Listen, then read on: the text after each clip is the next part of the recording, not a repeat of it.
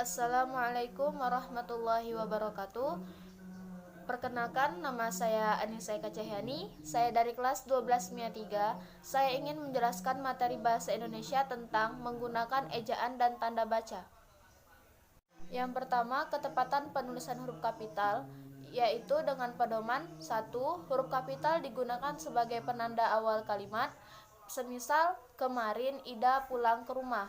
Yang kedua, huruf kapital digunakan sebagai huruf pertama gelar kehormatan, keturunan, dan keagamaan dan diikuti nama orang, misalnya Sultan Hasanuddin, Raden Ajeng Kartini. Yang ketiga, huruf kapital digunakan sebagai huruf pertama nama jabatan dan pangkat diikuti nama orang atau dipakai sebagai pengganti nama orang tertentu, misalnya Profesor Soeharti dan Gubernur Jawa Tengah. Yang keempat, huruf kapital digunakan sebagai huruf pertama nama tahun, bulan, hari raya, atau peristiwa sejarah, misalnya Hari Proklamasi Kemerdekaan Indonesia. Yang kelima, huruf kapital digunakan sebagai nama geografi, misalnya Pulau Bali, Jakarta, dan Gunung Merapi. Namun, huruf kapital tidak digunakan dalam huruf pertama nama jenis, misalnya jeruk Bali. Yang keenam, huruf kapital digunakan sebagai huruf pertama nama bangsa, suku bangsa, bahasa, misalnya suku Bugis dan bahasa Jawa. Yang ketujuh, huruf kapital digunakan sebagai huruf pertama semua kata dalam judul buku, majalah, surat kabar, dan makalah kecuali kata tugas dan kata penghubung, semisal negeri kabut. Yang kedelapan, huruf kapital digunakan sebagai huruf pertama kata penunjuk hubungan kekerabatan dan penyapaan, contoh kapan Bapak pulang, tanya Nia. Yang kedua, ketepatan penggunaan huruf miring dengan pedoman, yaitu 1. Huruf miring dalam cetakan dipakai untuk menuliskan buku, majalah, dan surat kabar yang dikutip dalam tulisan, contoh Andi membaca buku Negeri Kabut. Yang kedua, huruf miring dipakai untuk menegaskan atau menghususkan huruf, bagian kata, atau kelompok kata, contoh huruf terakhir kata jagat adalah T.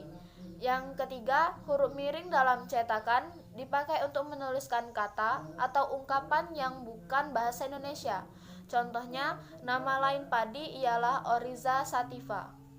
Yang ketiga, ketepatan penggunaan tanda baca. A. Tanda titik dua. Yang pertama, tanda titik dua dipakai pada akhir suatu pernyataan yang lengkap yang diikuti perangkaian atau pemberian. Contohnya, kita sekarang memerlukan perabot rumah tangga, titik dua, kursi, meja, dan lemari. Yang kedua, tanda titik dua dipakai sesudah kata atau ungkapan yang memerlukan pemberian. Contohnya, Ketua Empirigal Ulul Absor, Sekretaris Anissa Eka Cahyani, Bendahara Andi Aliyah. Yang ketiga, tanda titik dua dipakai dalam naskah drama sesudah kata yang menunjukkan pelaku dalam percakapan. Contohnya, ayah, bawa tas ini nak. Ibnu, iya ya. Yang keempat, tanda titik dua dipakai antara jilid atau nomor halaman, B. Bab dan ayat dalam kitab suci, C. Judul dan anak judul suatu karangan, serta D. Nama kota penerbit dan acuan dalam karangan. Contohnya, surat Ar-Rahman ayat 11, kumpulan cerita pendek Negeri Kabut. B. Tanda hubung. Dengan pedoman 1. Tanda hubung menyambung suku kata yang terpisah oleh pergantian baris. Contohnya, sebagaimana peribahasa, tiada gading yang tak retak. Yang kedua, tanda hubung menyambung dengan awalan bagian kata yang mengikutinya atau akhiran dengan bagian kata yang mendahuluinya pada pergantian baris. Contoh, sepeda merah metalik itu pemberian ayahnya. Yang ketiga, tanda hubung digunakan untuk menyambung unsur-unsur kata ulang. Contohnya, meja-meja, ibu-ibu, dan kekuning-kuningan. Yang keempat, tanda hubung digunakan untuk menyambung bagian-bagian tanggal dan huruf dalam kata yang dieja satu-satu. Contoh, 12/12/2019, A, NOMALI. Yang kelima, tanda hubung digunakan untuk merangkai A, se dengan kata berikutnya dimulai dengan huruf kapital, ke dengan angka dengan angka, kata atau imbuhan dengan singkatan berhuruf kapital, kata ganti yang berbentuk imbuhan, gabungan kata yang merupakan kesatuan. Contohnya, sebali peringkat kedua tahun 1960-an. Yang keenam, tanda hubung dipakai untuk merangkai unsur bahasa Indonesia dengan unsur bahasa asing. Contohnya, di markup, di blow up. C. Tanda petik.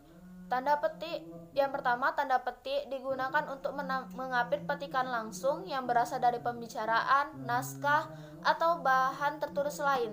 Contoh, paman akan datang nanti sore. Yang kedua, tanda petik digunakan untuk mengapit judul puisi, karangan, atau bab buku yang dipakai dalam kalimat.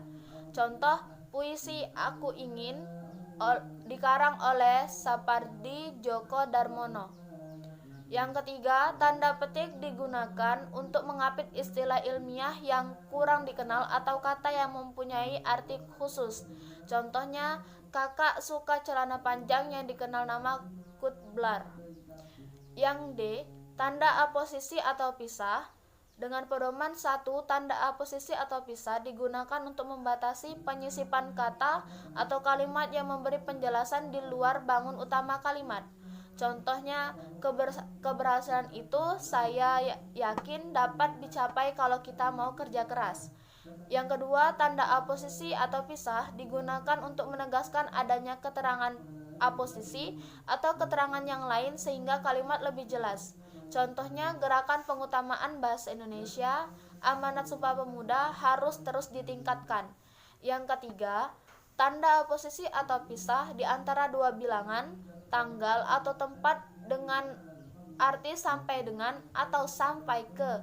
Contohnya, tanggal 22 sampai 26 Desember 2018. Dari Boyolali sampai Semarang ditempuhnya dengan sepeda motor.